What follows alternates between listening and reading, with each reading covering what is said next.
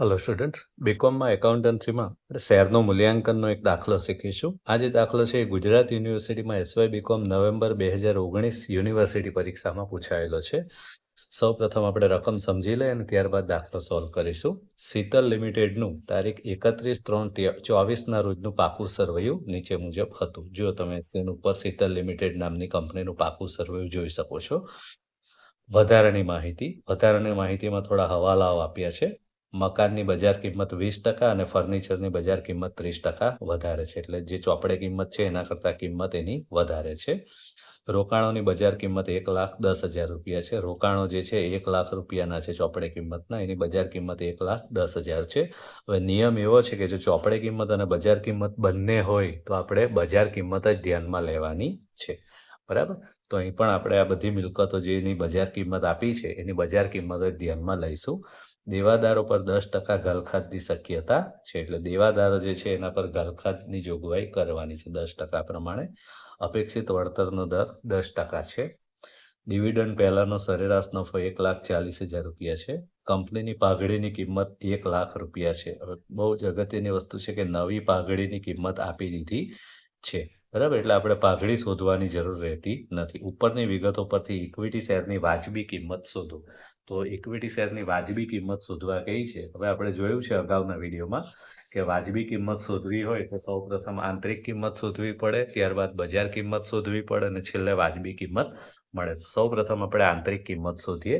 તો આંતરિક કિંમત શોધવા માટે સૌપ્રથમ ચોખ્ખી મિલકતોની ગણતરી કરવી પડશે. તો તમે સ્ક્રીન ઉપર જોઈ શકો છો ચોખ્ખી મિલકતોની ગણતરી. બરાબર? આંતરિક કિંમત શોધવા માટે તો ચોખ્ખી મિલકતોની ગણતરી કરવા માટે આપણે શું કરીશું? મિલકતોમાંથી દેવા બાદ કરવા પડે. બરાબર? તો સૌપ્રથમ આપણે લખીશું કુલ મિલકતોના સરવાળામાંથી પછી દેવાનો સરવાળો બાદ કરીશું. બરાબર? સૌપ્રથમ કુલ મિલકતો વારાફરતી લેતા જઈએ. દ્રશ્ય મિલકતોમાં આપી છે જમીન. જમીનની ચોપડે કિંમત 5 લાખ રૂપિયા આપી છે અને હવાલામાં જમીન માટે કોઈ સૂચના આપી નથી. બરાબર? તો એનો અર્થ એ થયો કે જમીનની જે કિંમત છે એની એ જ કિંમત આપણે ધ્યાનમાં લઈશું, 5 લાખ રૂપિયા.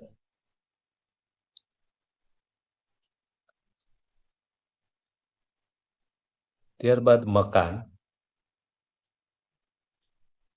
તો મકાનની કિંમત 2 લાખ રૂપિયા આપી છે અને હવાલો આપ્યો છે કે મકાનની બજાર કિંમત 20% વધારે છે. બરાબર? તો હાલમાં જે 2 લાખ રૂપિયા કિંમત છે એના પર 20% વધારે. તો 2 લાખના 20% એટલે કેટલા? 40,000. તો 40,000 રૂપિયા એની અંદર એડ કરવાના. તો 2 લાખ વત્તા 20% એટલે 2,40,000 રૂપિયા મકાનની બજાર કિંમત થશે. ત્યારબાદ યંત્રોની કિંમત 4 લાખ રૂપિયા આપી છે. એના માટે કોઈ સૂચના આપી નથી. બરાબર? તો એની જે કિંમત છે યંત્રોની એ જ કિંમત આપણે ધ્યાનમાં લેવાની છે.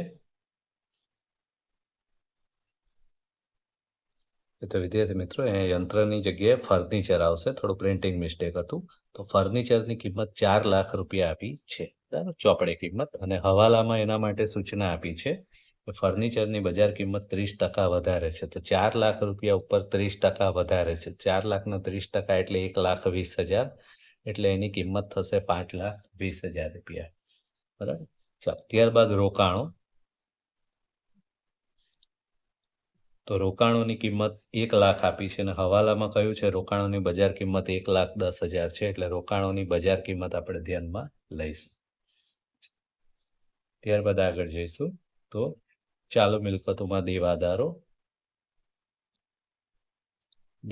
માટે આપણને સૂચના આપી છે કે દેવાદારો 2 લાખ રૂપિયાના છે અને હવાલામાં કહ્યું છે કે 10% ઘાલખાતની શક્યતા છે. તો દેવાદારો પર 10% ઘાલખાતની જોગવાઈ કરવાની છે. તો 10% ડૂબવાના છે નાણાં. એટલે 2 લાખના 10% એટલે 20,000 રૂપિયા ઓછા થશે. એટલે દેવાદારોની ચોખ્ખી કિંમત 1,80,000 રૂપિયા રહેશે. બરાબર? ત્યારબાદ રોકડ શિલ્લક. રોકડ શિલ્લક આપી છે 1,50,000 રૂપિયા. બરાબર? તો પ્રશ્નમાં જે મિલકતો આપી એ બધી મિલકતો આપણે લઈ લીધી હવાલાઓ સહિત. ત્યારબાદ હવાલામાં પાઘડીની કિંમત આપી છે 1 લાખ રૂપિયા. તો જે પાઘડી છે આપણે શોધવાની રહેતી નથી. નવી પાઘડી સીધી આપી જ દેવામાં આવી છે 1 લાખ રૂપિયા. બરાબર? તો કંપનીની કુલ મિલકતો આટલી થાય છે. આ બધાનો આપણે સરવાળો કરીએ તો 18 લાખ રૂપિયા થાય છે. બરાબર? મિલકતોનો સરવાળો એની અંદરથી હવે દેવા બાદ કરીશું. તો કયા કયા દેવા છે? તો જવાબદારી બાજુ જોતા જઈએ, શેર મૂડી દેવું નથી, નફા નુકસાન પણ દેવું નથી, પ્રોવિડન્ટ ફંડ એ દેવામાં આવશે. બરાબર, એટલે દેવામાં સૌ પ્રથમ લખીશું પ્રોવિડન્ટ ફંડ. એની રકમ આપી છે 50,000 રૂપિયા. ત્યારબાદ લેણદારોની રકમ આપી છે 2 લાખ રૂપિયા. પ્રશ્નમાં બીજા કોઈ દેવા આપ્યા નથી, એટલે 2 જ દેવા છે. બંનેનો સરવાળો થશે 2,50,000 રૂપિયા. મિલકતોમાંથી દેવા બાદ કરીએ તો 15,50,000 રૂપિયા વધે છે. બરાબર, ચાલો હવે પાકા સરવાળામાં ફરી જોવું પડશે. પ્રેફરન્સ શેર મૂડી આપી હોય તો એ પણ બાદ કરવી પડે.